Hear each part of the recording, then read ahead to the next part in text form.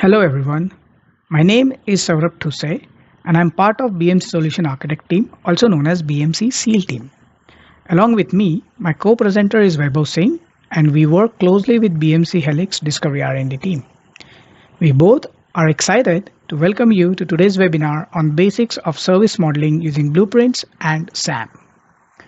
Today, we will cover service modeling terminologies, its end goals, use cases which you can achieve after successful service models, different techniques you can use while creating service models. I am going to cover the topic of service modeling using blueprints with a demo, and Vaibhav is going to cover the topic of service modeling using SAM. Throughout this 70 minutes, if you have any questions, feel free to ask that on a chat. And if time permits, at the end of the session, we will have open Q&A session. So let's get started. BMC Helix Discovery has a rich history of more than 15 years to discover different components in data center. It not only discovers these individual components, but also understand their relationships and the dependencies. This gives you a foundation to create a dynamic service models. The main goal of the service modeling process is to produce an impact model for a service or an application. When the data scanning complete, start identifying technology configuration items, also known as CIs. Add a business context to those technology CIs in order to create instances of a business service, technical service, or a business application. Let's look at the distinction between these three. A business service is a functionality offered to end users or customers.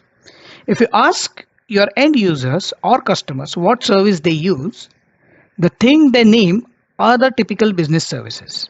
For example, commodities trading or a shopping cart for a retail organization. In most cases, single business service is used by many different end users. Business application is essentially a synonym of a business service. Business applications can be used to represent a hierarchy where an overall service has several distinct end user applications within it. For example, corporate communication business service that could be composed of a business applications such as email, instant messaging, video conferencing, and so on. Note that the business applications are still end user applications that non-technical users would recognize. On the other hand, technical service is maintained by IT and provides shared functionality that is used by multiple business services. These are not the services or applications that end users see. An example of such service could be a database shared service or shared networking service, Kubernetes cluster service. Once you decide on a type of a business service to be created, before you finalize anything, make sure that you are only choosing a relevant set of CIs and the relationships. Remember, discovery can have many more configuration items and not everything should be included into the business service. Another important point which many customers miss is a service model which you are about to create needs to be reviewed and accepted by an application expert. Their perspectives are important. Without this, many companies just end up in a war room approach, where when a major incident happens, a set of best knowledgeable subject matter experts sit together for an hour of calls to identify the possible root cause. If you want to get rid of the war room approach, then that could be easily replaced by a strategic service modeling approach. Service modeling cannot be achieved if it is just viewed as an administration task. A modeling process must be established and managed to produce and maintain the service models. The service model captures the knowledge of the experts, so they are not needed in a war room when a major incident happens. Also, remember that it is not an architectural diagram. This is a service modeling process cycle. As we looked into the previous slide, that once you are done with your scanning, you can identify the technical CIs. You can only identify them when you gather some seed data related to your service from your application owners or business owners. You can browse this data into Discovery Data Store, and with the help of different techniques, you can start modeling the services. After creating the service, a modeler needs to validate the data against the seed information which has been gathered. And once convinced, you can share this information with your application owners, application architects, or the business owners. Once this cycle is complete, you can promote your business services, and you can have a weekly or bi-weekly governance call. Also, remember that prerequisite is still you need to be able to see the complete environment. And note, business contextual data is a logical layer on top of a technical CIs when you create business services. So service modeling is nothing but a team sports. So let's look at who are the players of it. A discovery administrator. Without the visibility into the environment, you cannot really model.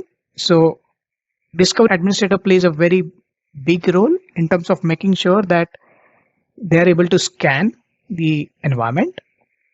You also need technology owners because you can have a custom set of applications which are very company specific.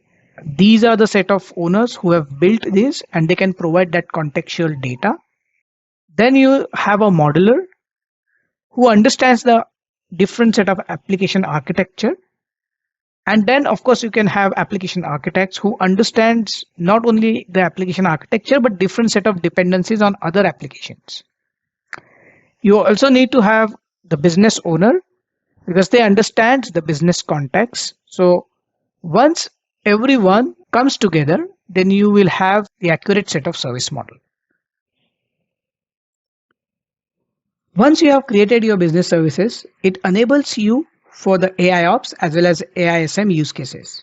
In AIOps, you can associate your events, metrics coming from your monitoring tools, and the information coming from your syslog to the business service context. At the same time, you can associate your incident, changes, problems to the business service, which ultimately helps you in predicting and analyzing outages faster. This also helps you to understand the end user impact if the same outage happened in the past with the help of similar situation. So AI can operate on the context given by the business service and the events metrics logs coming from different sources. It can act on it to provide a quick root cause isolation, do the noise reduction, and then provide the next best action to remediate the problem. These are the service modeling tools and techniques available in BMC Helix Discovery. The new blueprint-based approach has been introduced in Discovery 23.3 on-prem release. The same is also available in BMC Helix Discovery for the past several months. We are only going to talk about blueprints and the Start Anywhere modeling in this webinar. The other two approaches are just for information purpose.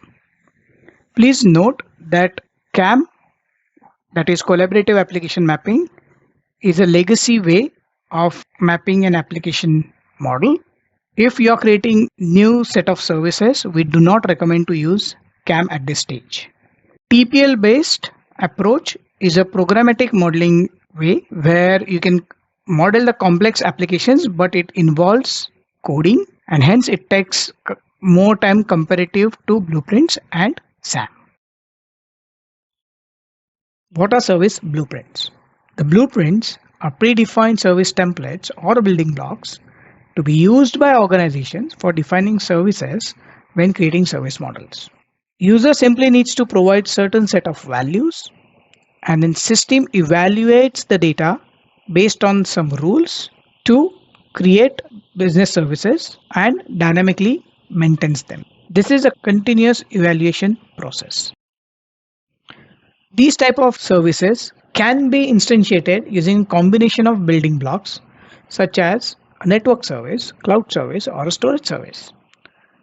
Blueprints leverages these common templates to create reusable model, and it can be used in Discovery, CMDB, AIOps, or ITSM. BMC provides blueprint templates out of the box. I will now walk you through Blueprints demo.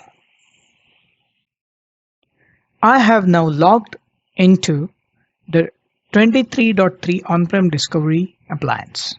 For accessing the service and applications, click on Model, Service and Applications.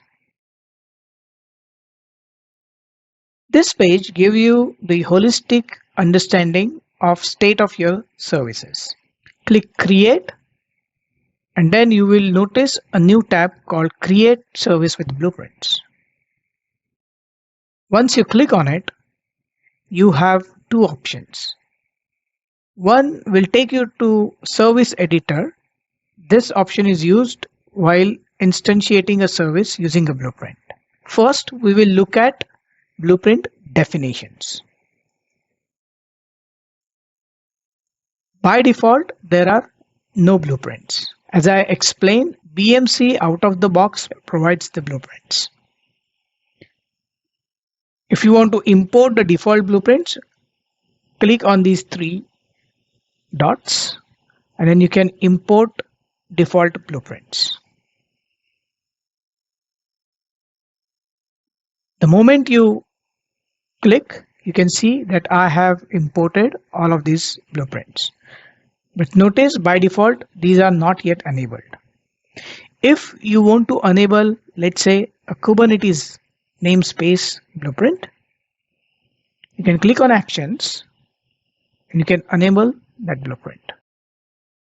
If you click on a Hide Disabled, then you can only see the one which you have enabled. This way, I am going to enable few more.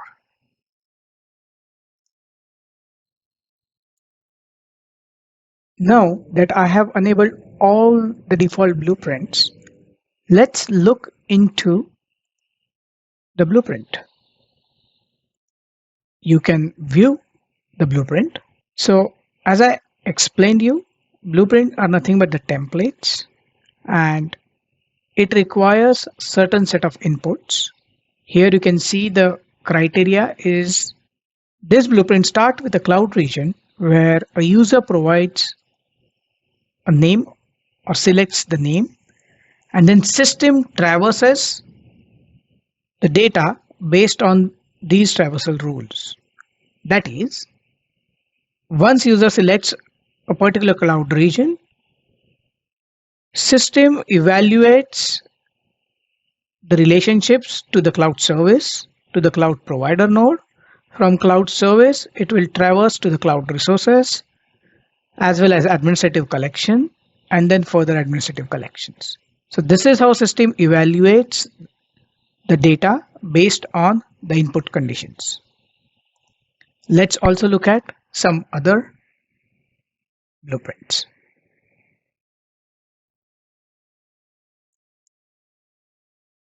I am going to look at the Kubernetes blueprint.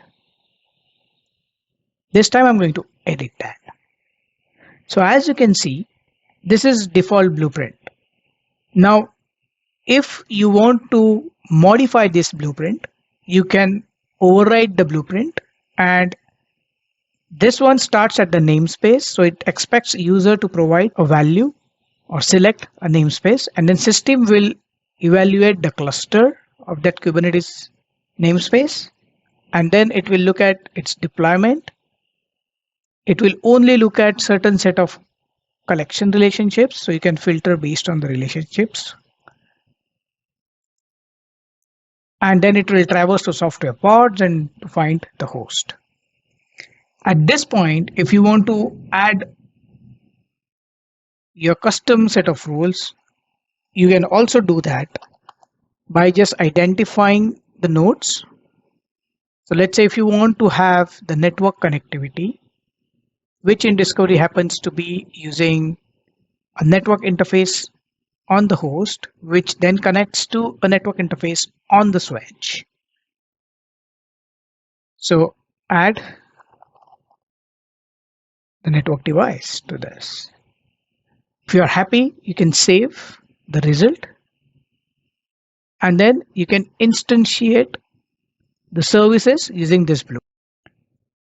For instantiating, we will click on again services and application, create, but this time we will go into service blueprint editor. The new service editor has the same user interface as of BMC service monitoring, that is AIOps.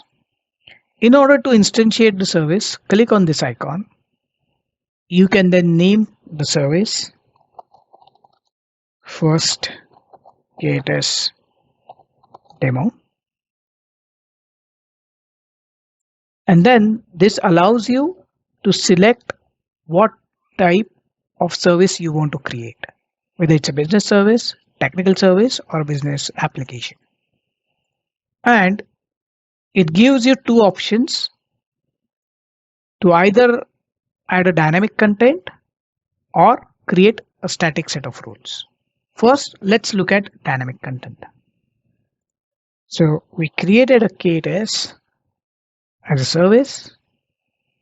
So I am now selecting that blueprint. The moment we do that, you will see that it is giving me the option, and then I am going to save this service. It gives you the details what you have selected, and you can save and close. At this point of time, your first KTS demo service is ready.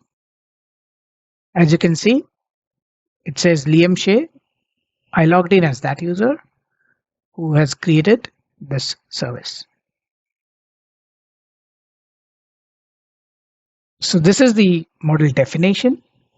If I drill down into the service, you will find this business service node which has been created. Now let's create another service based on a cloud instances. For that, we will click on model, services and application. Create.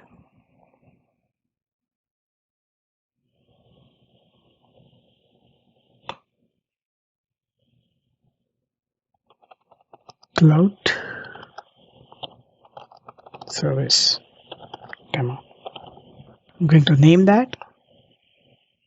Then I'm going to select a specific cloud region. As this is generic, it looks at all cloud regions which I have discovered, be it AWS, Azure, or GCP. I am interested in Ohio East, and I have a couple of accounts. So you can also preview this content before instantiating a service. And as soon as you do that, you will understand that this view matches the service monitoring view. At this stage, you can see that you have selected the cloud region, these two. This blueprint is then traversing to its cloud provider. It is then looking at the set of cloud services available for these regions and the administrative collection nodes associated to these cloud services. And if it has any cloud resources, then it is looking at. This is what the blueprint is evaluating based on the input values. So if you are okay, you can decide to create the service, or if you want some other region, this is not the one based on your seed data which you have received, then you can select the other, let's say North Virginia in this case, and then you can try to identify that region to get the sense of what those administrative collection you are looking at. In my case, it's a training service. This is what, let's say, I'm looking at. And then I can create a service with this blueprint. So at this stage, I'm happy. So I'm just going to say save, and I'm going to save the service.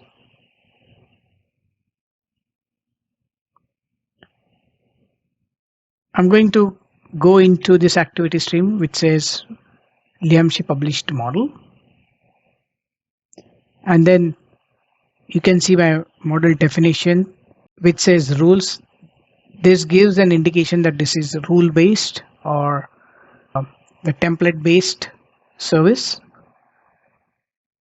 and you can visit the business service. Now let's look at some complex examples which I have in this system. For that, I'm going to go into explore and data. What I have done in this system is I am not only discovering my infrastructure, but at the same time I am importing the topology from my monitoring tools, and that's why you can see 8 import records. So you can see I am importing some of the topology from App Dynamics as well as Dynatrace.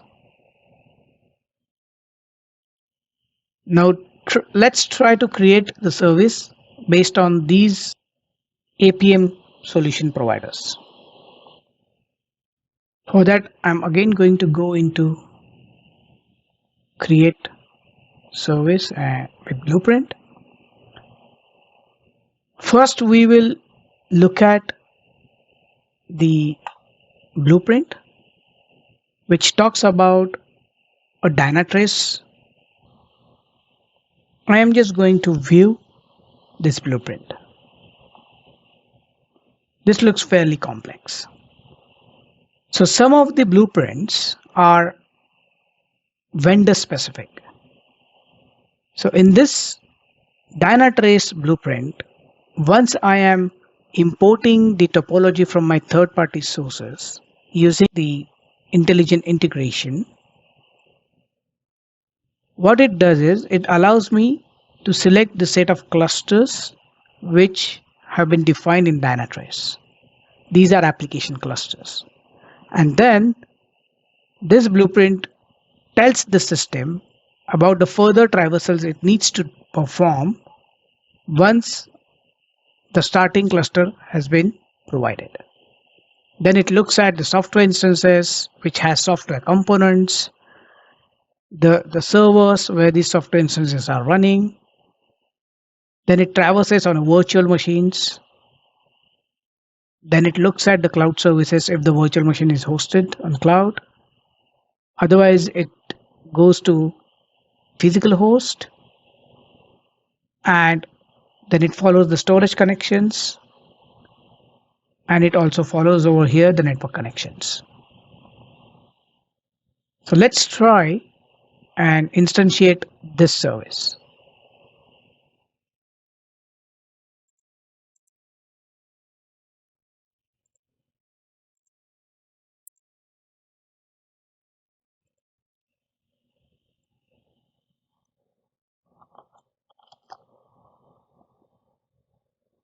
This is called core bank, and I'm going to select again the dynamic content. I am going to select the Dynatrace blueprint, and the moment I do that, it gives me the list of clusters. Now, based on the seed data which I have received from my application owners, I know there is a Spring Boot application running. The moment I do the search based on Spring Boot, I get the nodes present in the discovery and as well as their respective counts. Now I know from talking with application owners and business owners that there is a API payment gateway, there's a payment processor, there's a payment service, and there's a service admin. There are 4 components. So I'm going to select these 4 as my starting point. These are the clusters or the applications defined in Dynatrace. And the moment I select that, if we preview content, based on that complex blueprint for the APM, which is again by default provided by BMC, it is giving you the result of what 4 Spring Boot application clusters you have selected. But not only that, The system applied its rule to get the set of software components. If we look at, these are the set of services, the API gateway, and these software components are nothing but the user pages which application has. Now this type of information can probably be only obtained using the bytecode ingestion which APM tools does. Discovery tries its best in order to identify some of the software components like in WebSphere applications. But in this case, this data is coming from importing the topology from Dynatrace. Now you can also see that I have 4 software instances. These are nothing but my Spring Boot processes. And then system has collected which are those servers, either physical or virtuals, and they could be running either on cloud, as you can see, or they can be running on-prem. So you have a VM which runs on a physical ESX, which has this connection to the storage. So you can get right down from your application to your network or application to your storage at a click of a button. At this stage, I am convinced that this is good service for me, so I'm going to save it. So this is my core banking model definition. I am going to click on its service, and you will see that it has picked up all the cloud components as well as my on-prem nodes based on how we have defined the service. All our Spring Boot clusters are our starting nodes, but then system traverses different set of relationships in order to create the service within seconds.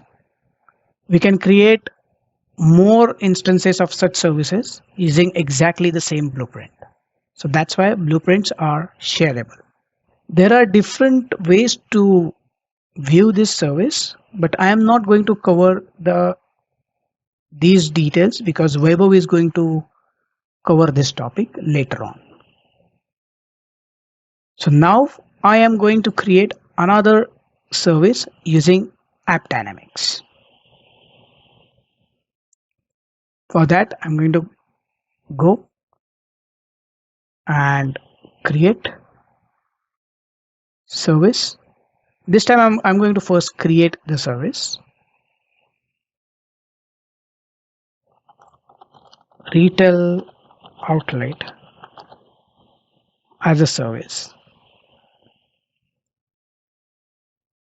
And if I select the App Dynamics blueprint, again this is doing the same thing. It is giving me a set of applications which I have imported using the intelligent integration connectors, and it has given me different set of applications from App Dynamics. Now I'm going to select the retail outlet app, which is the one I am monitoring,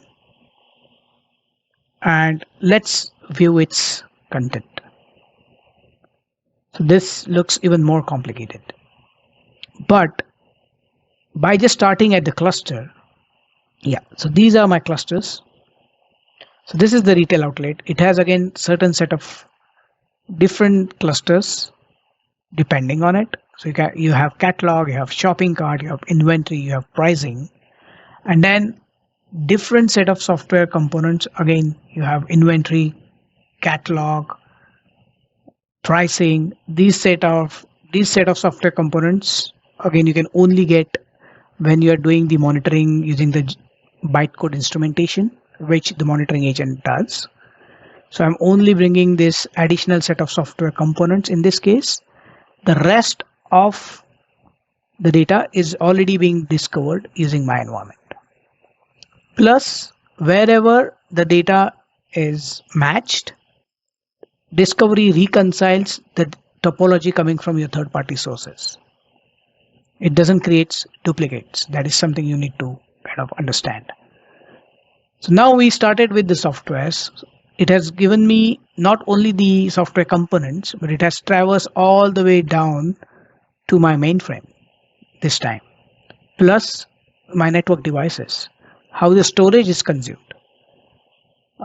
It again has certain set of cloud services involved, plus two cloud regions. In this case, my application is running in AWS as well as this one also runs in Azure. So at a click of a button, I have got my cloud to mainframe blueprint using AppD data.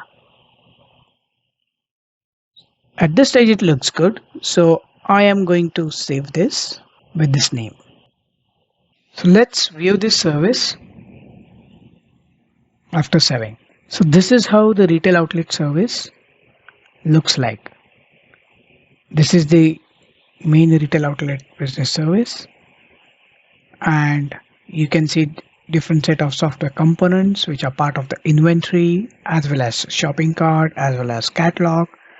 And these set of components, the shopping cart runs in Azure, the catalog runs in AWS, and then what I have also done is, let me revise the model. I've tried to then create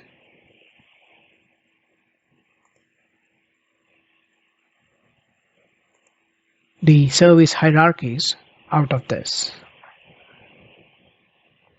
So this was the retail outlet, and then while it was saving, I did more service hierarchies.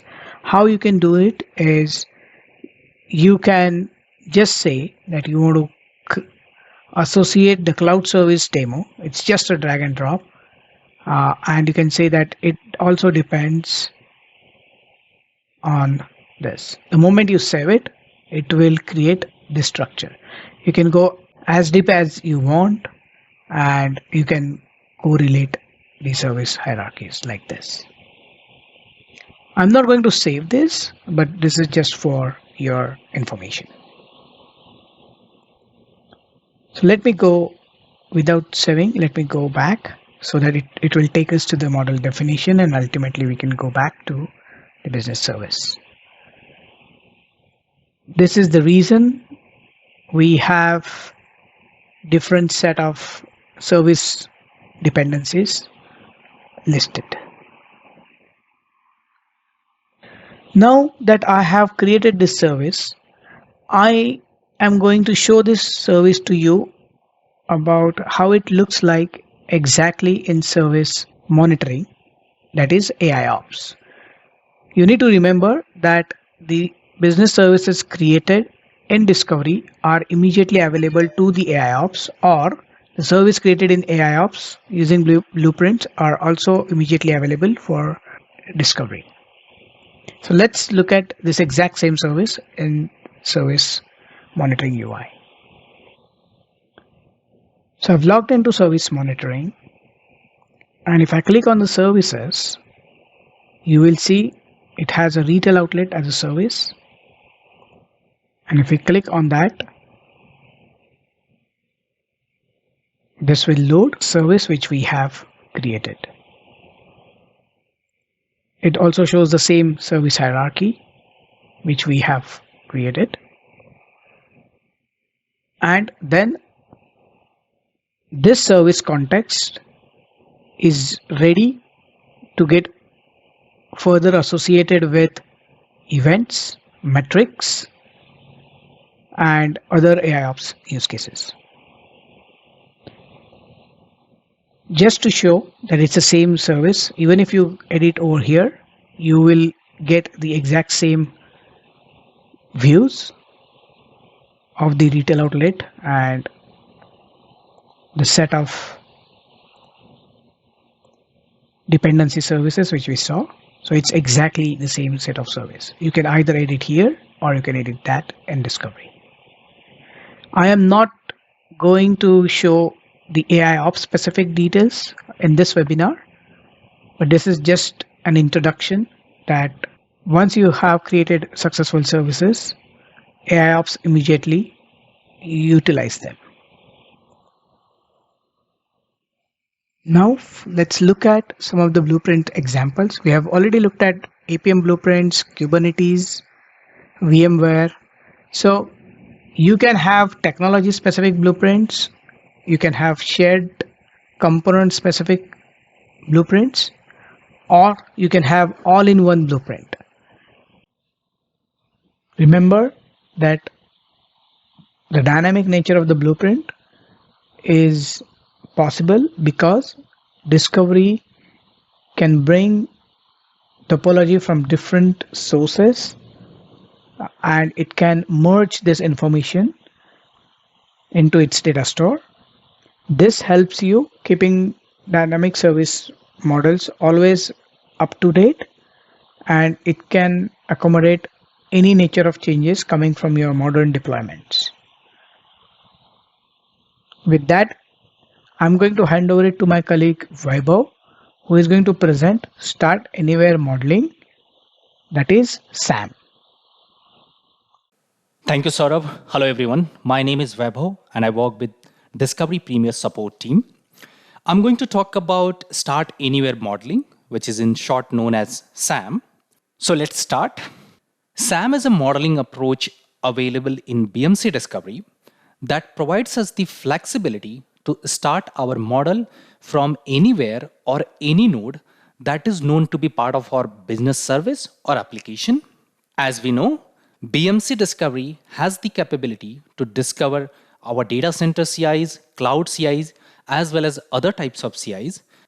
Also, it identifies the relationship between the related CIs. The way SAM modeling works is that we identify a starting point. For example, let's say a piece of software that is known to be part of our business service or application. Then we can use the BMC Discovery visualization to see how this CI is related or connected to other CIs. Looking into the visualization, we can take the call to remove any of the CI which is actually not part of our business service or application. And once we are happy with our selection, we can create a business service or business application using the selected structure. In coming slides, I'm going to discuss more on how SAM modeling works and what are some best practices. Looking at the approach we just discussed, we can see that to use SAM modeling approach, we first need to identify a starting point. So let's talk more on how to identify the starting point. When you are looking to build a business service or application using SAM, and when you go and talk to your business applications or service owner, or you do a simple search in BMC Discovery to see what kind of details you are having or you are getting related to that business service or application, there are a couple of possibilities that could be your starting point. For example, let's say the first information that you are getting about a business service or application is that some piece of software that is known to be part of that service or application. In other case, you could find some load balancer services and use that one as a starting point for building your application or service. Another possibility is that you find the database where the application is storing the data. And again, that's a good starting point for start building your business service or application. Another possibility is that you get the detail at the infrastructure layer, for example, host or server, which is running the services or business application.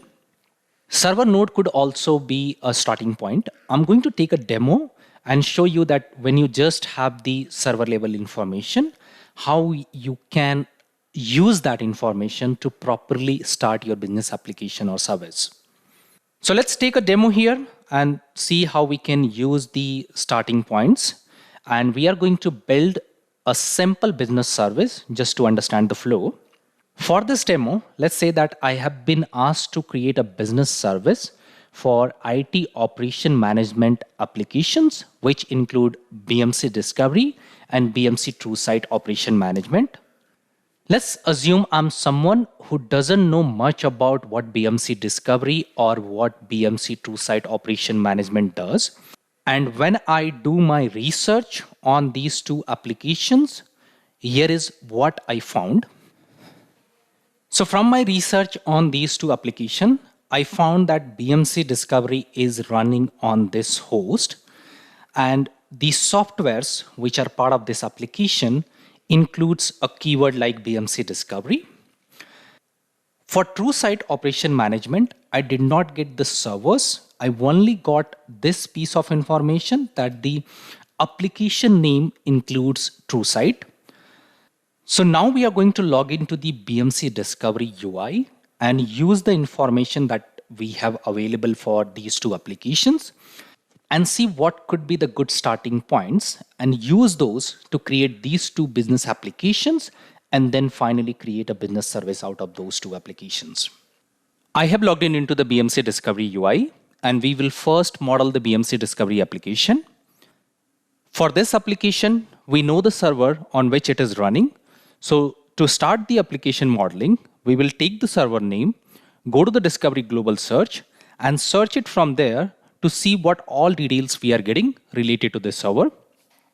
From the search output, we can see host node, software instances, and other details. So let's go inside the host. And let's say if we want to use this as a starting point. So as I explained, we pick the starting point and then we visualize it. To visualize it, I'm going to click on this visualize/model option. From the visualization, we can see a software instance named BMC Discovery here. And this matches with the second information that we have about this application. So it looks like we are at the right place. However, if I look at other nodes which are shown into the visualization, for example, this one, TrueSite RSCD agent, I can assume that this particular piece of software is not part of my BMC Discovery application because the name contains TrueSite, which is a clue for my second business service or application that I'm going to build. But if I look at other software instances like VMware Tools, Cron Daemon, and if you think about when you are building a very complex business application model and you start from the host node, you might end up with some software instances that you are not able to recognize. So you won't be able to take the call whether you need to include them into the model or you need to remove them from the model. Usually in this case, you might need to go and talk to your business service or application owner again and again to clarify what nodes or what piece of software should be removed from the visualization before creating the model.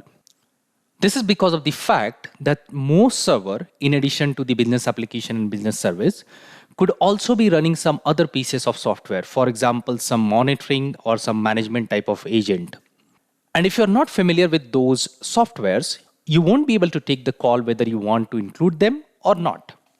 So what should we do? When you have the server level information for a business application or service, and you want to start the modeling, the better approach would be start from the host visualization, and then from the visualization, look for the nodes which are more interesting or related to your business service or application.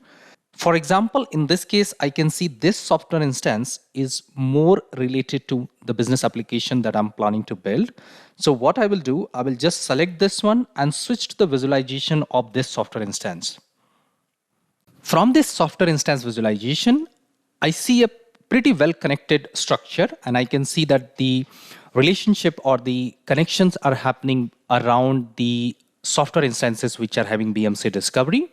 So this seems like a better structure for my BMC Discovery application.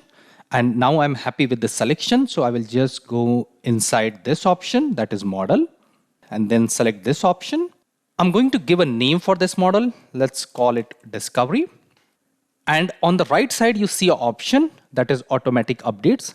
I'm going to talk about auto updates in coming slides, but for now, just for your information, if we select this option, then the system will keep on updating this particular model with any relevant node that is found.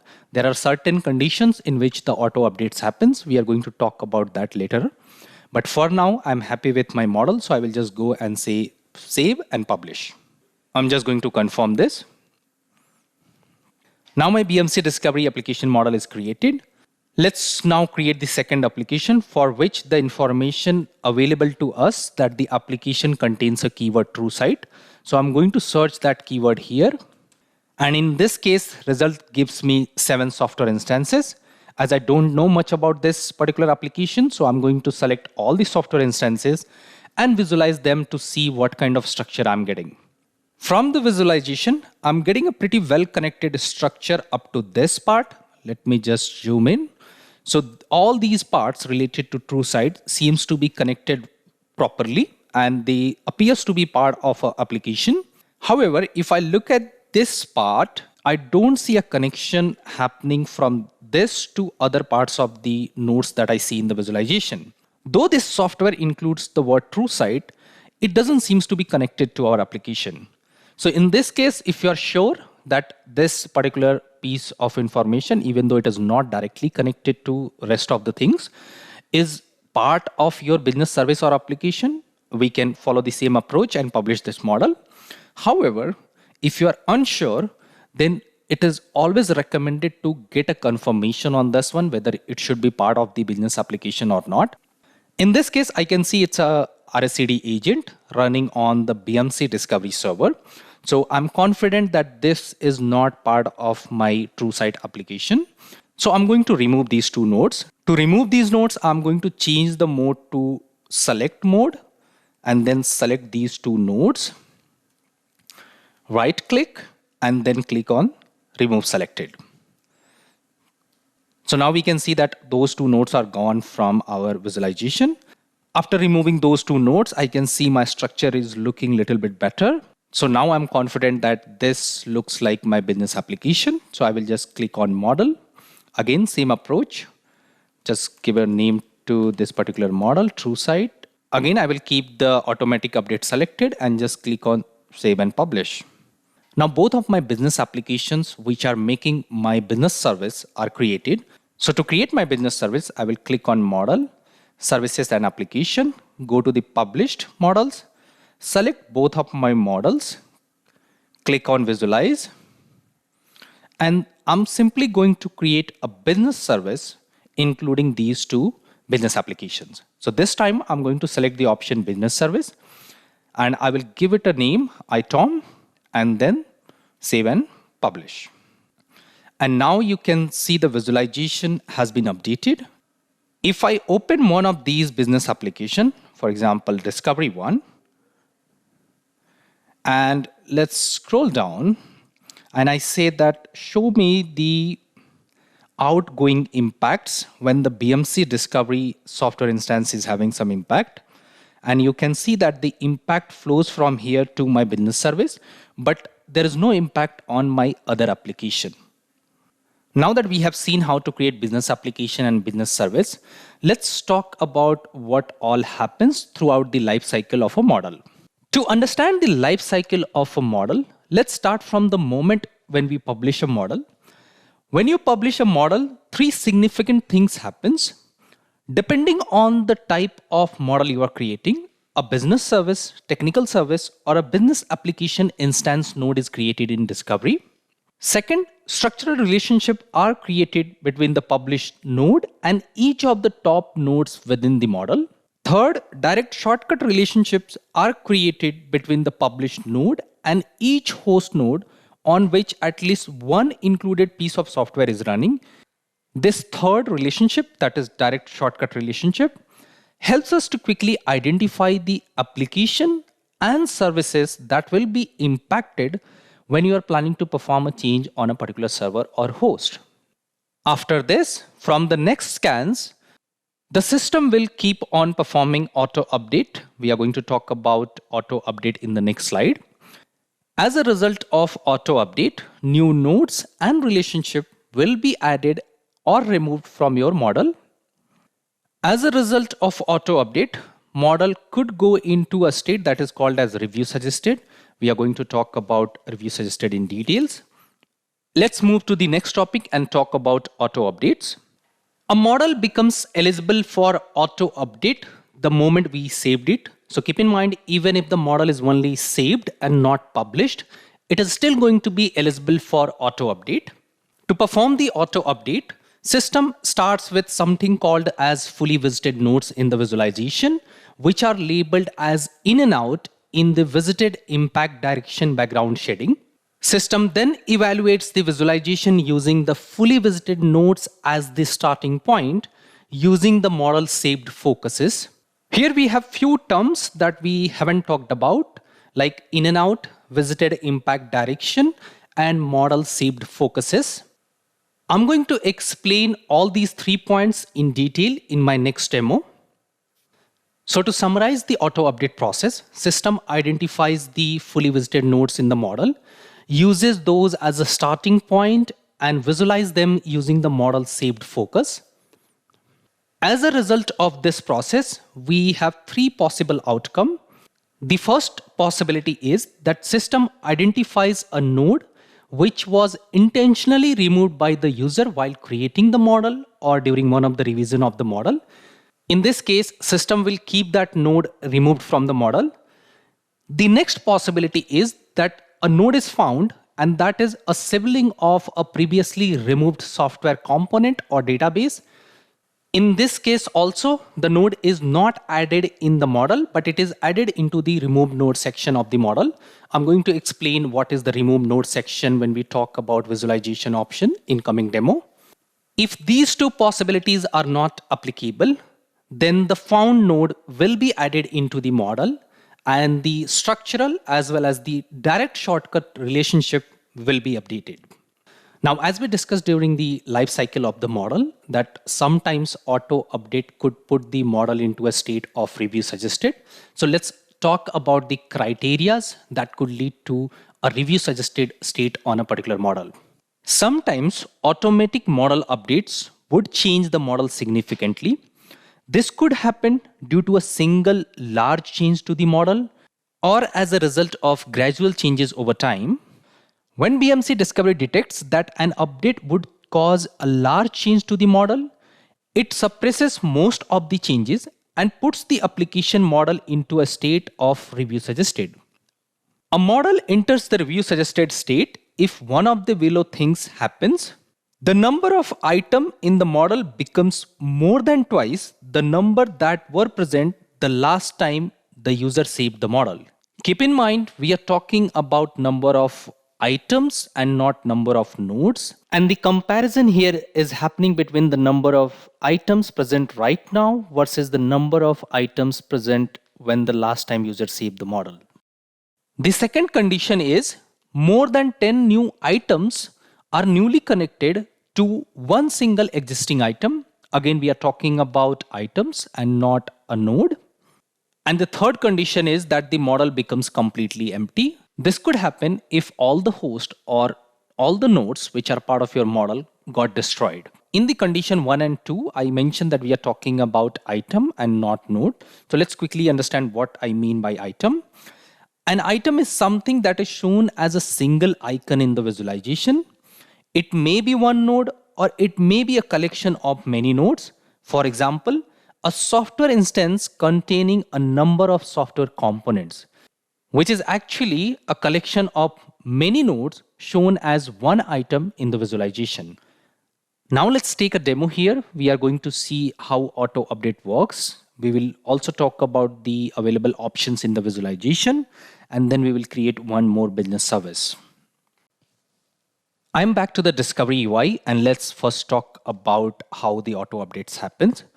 So since I have created the business application and business service during our first demo, I have rescanned my infra. As a result of that, there are few new host nodes created in Discovery. So let's go and see if there are any updates to the business applications that we have created. Let's go to Manage, Services and Applications. We will check the status of the published applications and services. Let's start with the applications and check the first one, that is Discovery. Looking into the visualization, I get an idea that there are few nodes added, but I'm not able to identify which are those. So what I'm going to do, go to the display and change the background shading from visited impact direction to model updates. This will show what nodes were added by the user and what nodes are added by the BMC discovery system. If I take my cursor on one of the old node, it says that this was saved by a user. However, if I take my cursor on these nodes, it says added by BMC discovery. So let's understand why these three nodes were added into the model. To explain this, I'm going to change the background shading to visited impact direction, because as I mentioned when talking about auto update, that fully visited nodes will be shown with the label in and out when we select the background shading as visited impact direction. So let me select this background shading. And now I can see that the nodes that are present in my model from the beginning are labeled as in and out. That means they are fully visited nodes. And once the rescanning of the infrastructure happened, system used all these fully visited nodes, visualize them in the model saved focus, which we can see from here. I'm going to talk more on focuses in a couple of minutes. But for now, remember that the fully visited nodes will be visualized in the focus in which model is created. As a result of this, the system was able to identify few nodes like this one, and this one, because there is a connection happening from the previously added fully visited node from this node to this node. So the visualization was able to bring other nodes into the model like this software instance, the other software instance, and the host on which they are running. So these nodes were automatically added into the model. So this is how Discovery keeps on updating your models. Now let's create one more business service and we are going to discuss the available options in the visualization. I'm going to create the business service for a defect tracking tool named Jira. And the only thing I know about this business service that the name contains Jira. So what I'm going to do, I will go to the global search and search with the keyword that I know about this business service. From the search result output, I see details for load balancer services, software component, and software instances. This time, I will start the business service modeling using my load balancer services. I will select all of them and click on Visualize/Model. I see a well-connected topology structure. But before I go and create the business service, let's quickly talk about the options that we have available here. Let's start from the top. On the top, we have two modes. One is drag and the other one is select. By default, the drag mode is selected, which helps us to drag the visualization here and there. If we want to select a set of nodes, we can go to the select mode, and then whatever node we want to select, we can select that. The next available option is display. In display, we see details like focuses and background shading. Let's first talk about background shading because this is something we just saw when checking the model update. We went and we selected background shading for model updates. Here I don't see the exact background shading because this is not a published or saved model. So there is no update happening on this one. But I do see an option that is common to our previous background shading, that is visited impact direction. And when you select this option, you get to see the fully visited nodes that are labeled as in and out, which we have seen a couple of times today. So the options in the background shading may change depending on the type of visualization you are looking into. Now let's talk about the focus. Till now, whatever business service or application we have created, we only created in the software connected focus. Now let's say in this particular business service, I also want to include the infrastructure details. So to see the infrastructure detail, I'm going to select infrastructure and click on apply. And if I zoom a little bit, I can clearly see new things being added. For example, this network device is now pulled into the visualization. To understand more about this infrastructure focus, let me open this host node in a different tab. And from the display section, let me deselect this software connected focus and only keep the infrastructure focus. Let's apply this and see what happened to our visualization. Let me zoom a little bit. We can see that now we have an incoming connection coming from the edge switch or network switch, which is connected to the network interface of the host which we are visualizing. In addition to the edge switch, we also see incoming connection from the host container. as well as remote file system, these four. In addition to the coming impact, we also see outgoing impact. That is, this host has an impact on the local file systems. Now let's say I only want to see the incoming impact and not the outgoing impact. What I can do, I can go to the display, click on this drop down option and select the option in and then apply.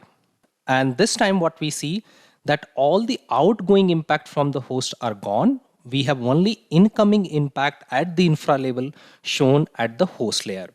Now, if I quickly select the network device node here and say, show me outgoing impact, I see that if there is an impact on the network device, that will be propagated to the host. Similarly, if I do an impact on the remote file system, it will show the impact happening on the host. Another important point about focus is, keep in mind the system remembered the focus in which the model was created, and it will use the same focus or focuses when visualizing the fully visited nodes during the auto update. For example, during our first demo, we created discovery and TSOM applications in software connected focus, whereas for this Zira service, we are using software connected as well as infrastructure focus. So the system will remember our chosen focus in which the model is saved or created and use those during auto update. This is what I meant when I said model saved focus when we were talking about auto updates. Now let's go back to our previous visualization and talk about other options. I'm back to the previous visualization. Next we have layout. Layout lets you select the layout in which you want to view the visualization. The force directed layout is the most effective layout when you are viewing the initial visualization because it lets you visualize the interconnected nodes. And once you have removed the unwanted node and created your business application or service, at that time you can use the other layout, that is impact, because that shows the visualization in the impactful or useful manner. Similarly, we can change the layout to root on top, as well as we can select the relationship routing or the lines the way we want to see them. For example, if I select this, the line will change. If I want to select this, the line will be shown differently. So all these options are available. You can select the ones that is suitable for you. I will go back and select the impact layout for now. And let's talk about the next option, which is show and hide. So when working with a complex or large visualization, you might want to hide few of the nodes for time being. So you can easily select those from here and then those nodes will not be shown here. Keep in mind, this option is only going to hide the node from the visualization. It's not going to remove them from your business application or service. Next, we have the option to export the visualization in different formats. We have seen the use of removed nodes, but I'm going to quickly show it again. Let's say from my infrastructure layer, I don't want to include the host container in my model. I will select that one and I will click on remove nodes. This is going to remove the node from here, but it is going to add it here. And we can see that by clicking on this plus icon. And this is the way system remembers what are the nodes removed by the user. And whenever auto updates happens, system will check this, whether it's the node that has been removed by the user or it is a sibling of one of the removed nodes, so that those nodes are not added again into the model. In addition to the removed node section, we also see something called as removal rules, which we haven't talked about. So let me quickly explain what is that. To see the removal rules, we can click on manage model rules. And there we can see all the model rule that are available. Most of these rules are predefined and created by the patterns. And if you look at these rules, they are in place to avoid unnecessary connection happening. For example, connection from an agent to the application server, because agent could be installed on hundreds or thousands of servers. And if we don't have these rules in place, then the system may end up pulling all those nodes into the visualization. In addition to these rules, if there is a requirement that you want to create additional rule from your side, you can also do that. Let me quickly show you. I'm back to my original visualization. And let's say I want to create a rule that do not follow any connection from this Apache Web Server SI. Then I can just right click and then I get the option do not follow any connection or do not follow any connection to a node, which I can then select. This could be helpful when you don't want a node to have connection to other nodes or a specific node. The last option here, we have used it a few times today. As this structure is looking good, I will just go ahead and create a business service for it. I will name it Zira, and then I will do save and publish. Let's scroll down and open the business service that we just created. Let's scroll down. Here we can see the structural relationship as well as the direct host relationship created. In addition to this, we see something as activity stream. So keep in mind that whatever changes that are happening on this particular model, Discovery will keep a track of that, and you can see that from activity stream. For example, currently the activity stream shows that the model is created by me. But let's say after some time, my colleague here, Saurabh, is also making some changes to this same model, then that will also be recorded within the activity stream and it will be shown like this. Similarly, if changes are done as part of the auto update, then that will be recorded under the activity stream as changes made by the system. We will also get to see the details of each changes. We can click on those details and find more information about the changes done to the model. This concludes the demo. Let's discuss the next topic. Now let's discuss some of the frequently asked questions. The first question is, which approach, Blueprint or SAM, should be used for creating new models? The choice between Blueprints and SAM depends on the nature of the service you are creating. Blueprints works well if you can articulate simple rules describing what to model and all the required nodes have relationship between them. On the other hand, SAM works better if it is a multi-tier service where the shape of the model is complex and changes over time. The next question is, how important are the starting point and does the system remember them? As we have seen during our demo, identifying a good starting point, which when visualized, shows a comprehensive representation of the complete service is very important. But keep in mind, the system does not remember how you started the model. As long as the model is created properly and only the relevant nodes are added into the model, the system will maintain and auto-update the model based on the added fully visited nodes, and the starting point does not play any role in that. The next question is, why are unrelated nodes getting added to the models? Before addressing this question, it is important to clarify our use of the term unrelated, because from the SAM perspective, all the nodes present in the model are related in some manner. The term unrelated, or sometimes even referred as unwanted, commonly used by users or application owners, because when they review the model, they observe certain nodes that in their view do not belong to the actual business service and believe these nodes should not be included in the model created in Discovery. So in light of the concepts we have discussed today, including starting points, fully visited nodes, chosen focused, auto updates, and more, we can conclude that if a node exists in the model that is not genuinely part of the business service, it is typically due to the incorrect selection of nodes during the initial creation of the business service. The next and the final question is it possible to create static model using Blueprints and SAM? The answer is yes, we can create static model using Blueprints and SAM. Here are some references to the topic that we discussed today. The first link talks about service and application modeling in Discovery. The second link explains how to create service model using Blueprints. And the third link talks about service or application modeling using SAM. Here is the summary of what we discussed today. We talked about different types of model, that is business service, business application, technical service that you can create in Discovery. We discussed different techniques of creating service models using Blueprints and SAM. We then talked about some of the frequently asked questions and references to the topics that we discussed today. With this, I'm going to conclude today's session. Thank you very much for attending.